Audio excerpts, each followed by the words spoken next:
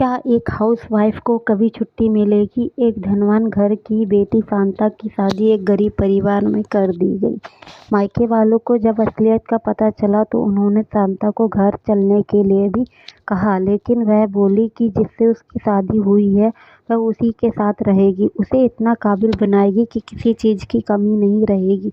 यह बात उस लड़की ने 40 साल पहले कही थी।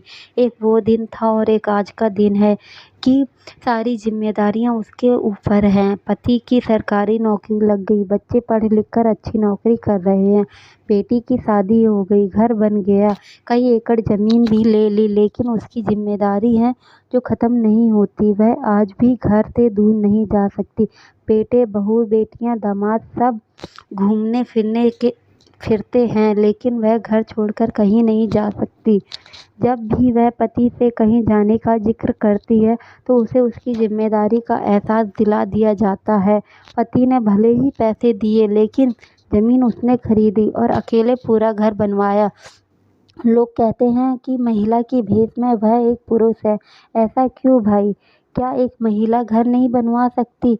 बेटियों के अच्छा करने पर तारीफ में बोला जाता है कि वाह बेटा बहुत अच्छे, वाह बेटी क्यों नहीं बोला जाता।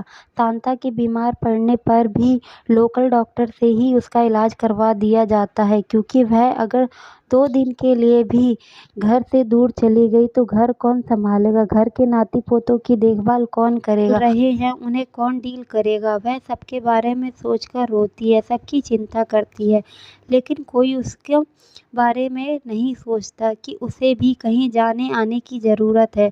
घर छोड़कर सभी चले जाते हैं, लेकिन एक माँ ही है जो दरवाजे पर सबके लौटने का इंतज़ार करती है। कहीं ना जाने कितनी औरतों की ज़िंदगी से ये कहानी मैच करती है। एक हाउसवाइफ सुबह से लेकर रात तक घर के कितने काम करती है। आपको क्या लगता है, एक माँ और एक पत्नी की सैलरी कितनी होनी चाहिए?